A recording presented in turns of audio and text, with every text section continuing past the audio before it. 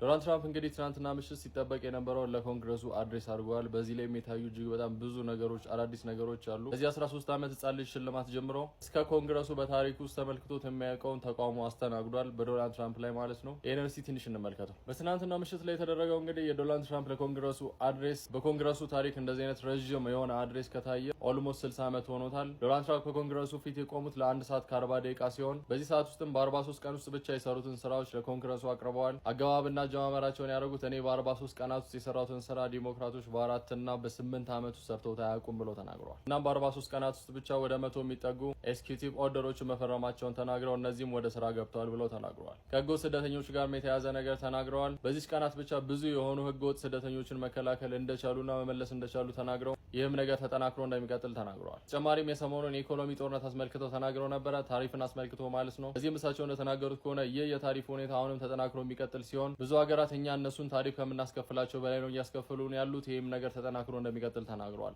በዚህም የታሪፍ ጭማሪ ወቅት ብዙ ሰዎች ሊጎዱ ይችላሉ፣ ነገር ግን ጉዳቱ ለጊዜው ነው የሚቆየው፣ ብዙ ጥሩ ነገሮችን ይዘው ይመጣል፣ አሁንም እየመጣ ነው ብሎ ተናግረዋል። በተጨማሪም ስለ ዩክሬንና ስለ ረሻ ጦርነት አንስተዋል። የዩክሬኑን ፕሬዚዳንት ዜሌንስኪ ወደሳቸው ደብዳቤ እንደላኩላቸውና ድርድር ውስጥ ተመልሰው ለመግባት ፍላጎት እንዳላቸው አሳይተውኛል ብለው ተናግረዋል። በተጨማሪም አሜሪካ ለዩክሬን እስካሁን ድረስ ወደ 350 ቢሊዮን የአሜሪካን ዶላር እንደሰጠቻትና ነገር ግን የዩሮፕ ሀገራት እስካሁን ድረስ ፕሮቫይድ ማድረግ የቻሉት ወይም መስጠት የቻሉት 100 ቢሊዮን የአሜሪካን ዶላር መሆኑን ተናግሯል። ይህም ነገር ቢያንስ መቀራረብ አለባት፣ ሁልጊዜ አሜሪካን ይህንን ሰፖርት እያደረገች አትቆይም ብለው ተናግረዋል። እሳቸውም እንደተናገሩት ከሆነ የዩሮፕ ሀገራት የራሻን ነዳጅ ለመግዛት ከሚያወጡት ወጪ በታች ነው እያወጡ ያሉት ዩክሬን ላይ፣ ስለዚህ ይህ ነገር ሊስተካከል ይገባል ብለው ተናግረዋል። ከቀናት በፊትም የራሻው ፕሬዚዳንት ቭላዲሚር ፑቲን ደውለውልኝ ነበር፣ በስልክ አውርተናል፣ እሳቸው ወደ ሰላም ድርድር መግባት ይፈልጋሉ ብለው ተናግረዋል። ታዲያ በዚህ ንግግር ወቅት የአሜሪካን ፖለቲካ እጅግ በጣም ብዙ ልዩነቶች ውስጥ እንደገባ የሚያሳይ ነገር ተከስቷል። ይህም እንግዲህ በሁለቱ ፓርቲዎች መካከል ነው፣ ማለትም በዲሞክራትና በሪፐብሊካን መሀል። በዶናልድ ትራምፕ ለ1 ሰዓት ከ40 የቆየውን ትንታኔ እንግዲህ ሲያደምጡ ቁጭ ብለው ታይተዋል። የዲሞክራት ፓርቲ አባሎችም ተነስተው ሲያጨበጭቡ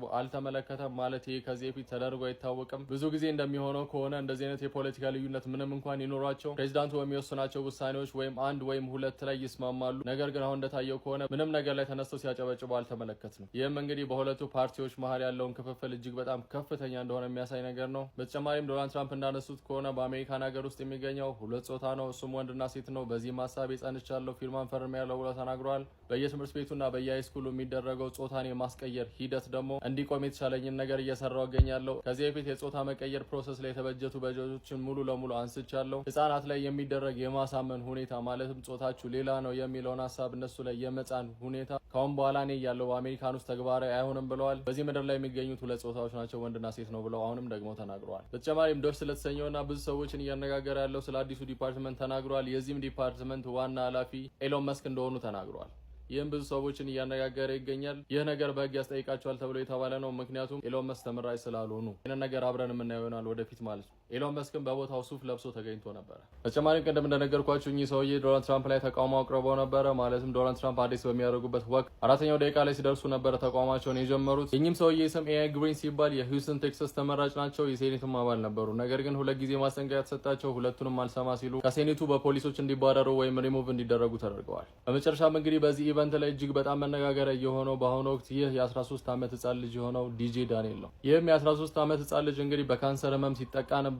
በጊዜውም ዶክተሮች የ5 ወር እድሜ እንደቀረው ነግረውት ነበረ። ነገር ግን ይህ ህመም ከተሻለው አሁን 5 ዓመት ሆኖታል። ለዚህም ህመም ያሳየውን ጥንካሬ ምክንያት በማድረግ እንግዲህ ዶናልድ ትራምፕ በአሁኑ ወቅት በአሜሪካን ታሪክ ውስጥ ለመጀመሪያ ጊዜ እጅግ በጣም ወጣት የሆነውና የሲክሬት ሰርቪስ አባል እንዲሆን አድርገውታል። ይህም የ13 ዓመት ህጻን ልጅ ለተደረገለት ነገር እጅግ በጣም ደስተኛ ነበረ። ከአባቱ ትከሻ ላይ ሆኖ ምስጋናን አቅርቧል። በዚህ ኢቨንት ላይ እንደተመለከትነው ከሆነ የአሜሪካን ፖለቲካ ልዩነቱ እጅግ በጣም የሰፋ ነው። ልዩነታቸው እጅግ በጣም ከመለያየቱ የተነሳ የሚስማሙበት ሀሳብ ራሱ የለም። ነገር ግን ዶናልድ ትራምፕ በ43 ቀን ውስጥ የሰሩትን ስራዎች በኩራት ለኮንግረሱ አቅርበዋል። በትናንትናው ምሽት ላይ አዳዲስ ነገሮች የሚመጡ ካሉ ወደ እናንተ ማቅረብ ይሆናል። ይህ አዲሱ የኔ አካውንት ነው። ፎሎና ላይክ ማድረግ እንዳትረሱ። የፕላስ ሳይኗን ተጫኗት።